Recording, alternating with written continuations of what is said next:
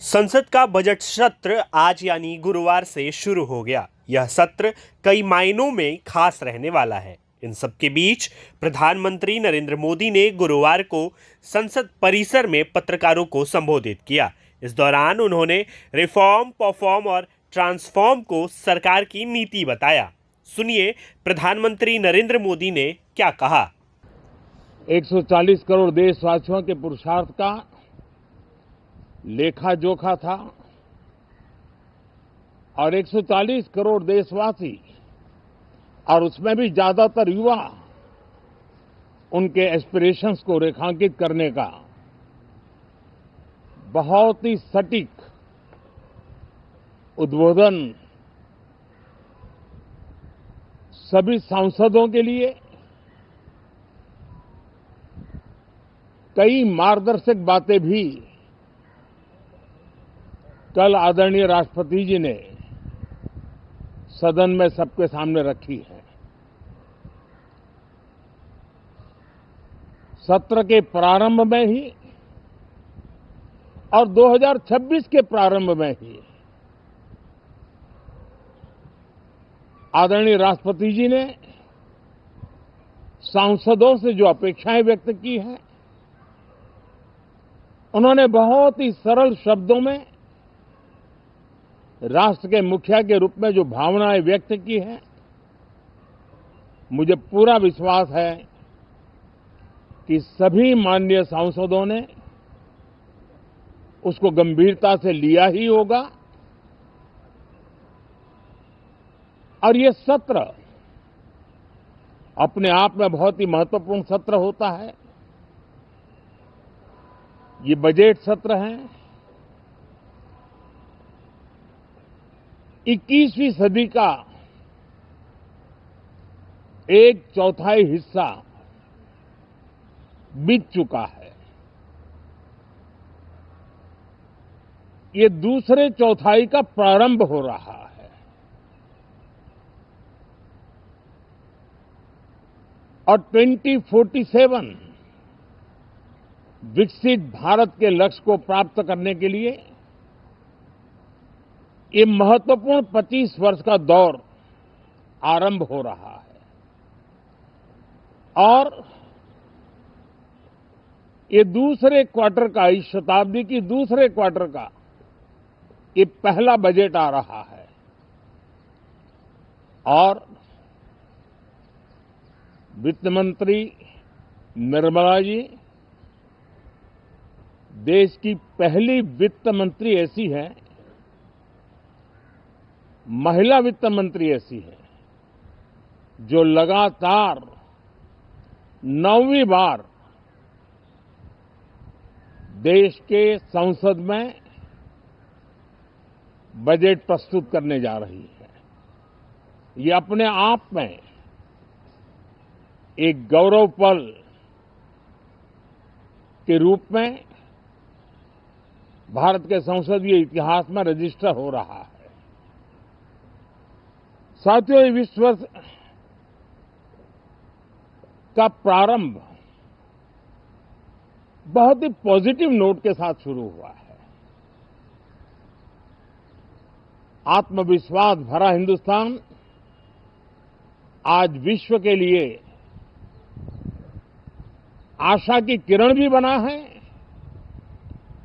आकर्षण का केंद्र भी बना है।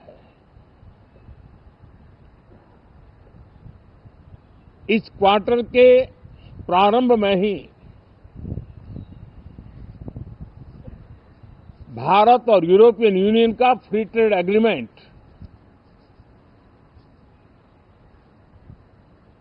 आने वाली दिशाएं कितनी उज्जवल है, भारत के युवाओं का भविष्य कितना उज्जवल है, उसकी एक झलक है। ये free trade for ambitious Bharat है। ये free trade for aspirational youth है। ये फ्री ट्रेड फॉर आत्मनिर्भर भारत है। और मुझे पक्का विश्वास है, खास करके जो भारत के मैन्युफैक्चरर्स हैं, वे इस अवसर को अपनी क्षमताएं बढ़ाने के लिए करेंगे और मैं सभी प्रकार के उत्पादकों से यही कहूंगा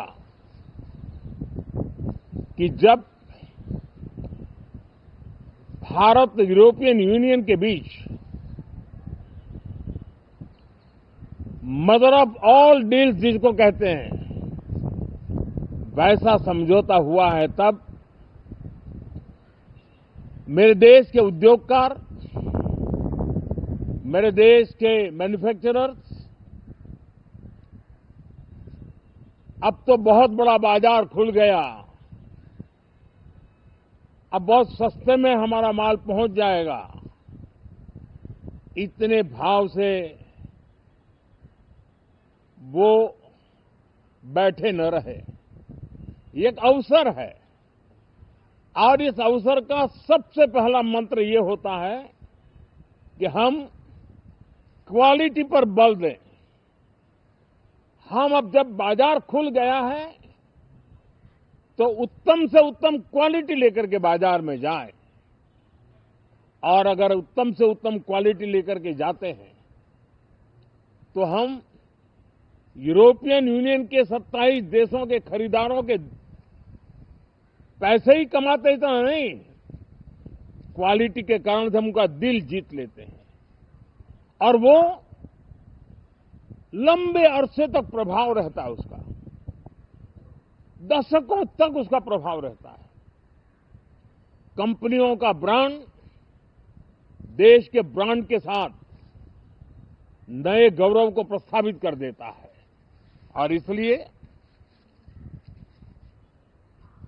27 देशों के साथ हुआ ये समझौता हमारे देश के मछुआरे, हमारे देश के किसान, हमारे देश के युवान, सर्विस सेक्टर में जो लोग विश्व में अलग अलग जगह पे जाने के उत्सुक हैं, उनके लिए बहुत बड़े अवसर लेकर के आ रहा है और मुझे पक्का विश्वास है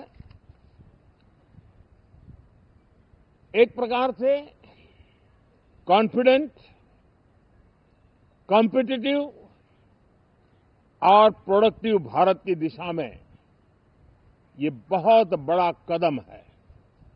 साथियों, देश का ध्यान बजट की तरफ होना बहुत स्वाभाविक है, लेकिन इस सरकार की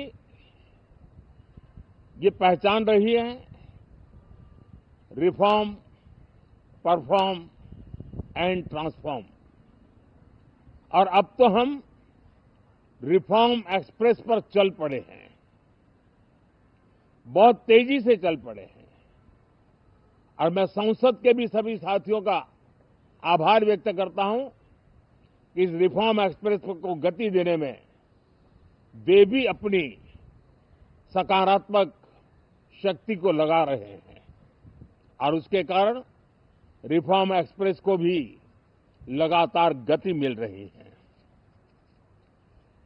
देश लॉन्ग टर्म पेंडिंग प्रॉब्लम्स अब उससे निकल करके लॉन्ग टर्म सॉल्यूशंस के मार्ग पर मजबूती के साथ कदम रख रहा है और जब लॉन्ग टर्म सॉल्यूशंस होते हैं तब प्रेडिक्टेबिलिटी होती है जो विश्व में एक भरोसा पैदा करती है। हमारे हर निर्णय में राष्ट्र की प्रगति ये हमारा लक्ष्य है, लेकिन हमारे सारे निर्णय ह्यूमन सेंट्रिक है। हमारी भूमिका, हमारी योजनाएं ह्यूमन सेंट्रिक है। हम टेक्नोलॉजी के साथ स्पर्धा भी करेंगे, हम टेक्नोलॉजी को आत्मसात भी करेंगे, हम टेक्नोलॉजी के सामर्थ्य को स्वीकार भी करेंगे, लेकिन उसके साथ साथ हम मानव केंद्रीय व्यवस्था को जरा भी कम नहीं आंकेंगे। हम संवेदनशीलता की महत्व को समझते हुए टेक्नोलॉजी की जुगलबंदी के साथ आगे बढ़ने के व्यू के साथ आगे सोचेंगे। जो हमारे टीकाकार रहते हैं साथी, हमारे प्रति पसंद नापसंद का रवैया रहता है और लोकतंत्र में बहुत स्वाभाविक है।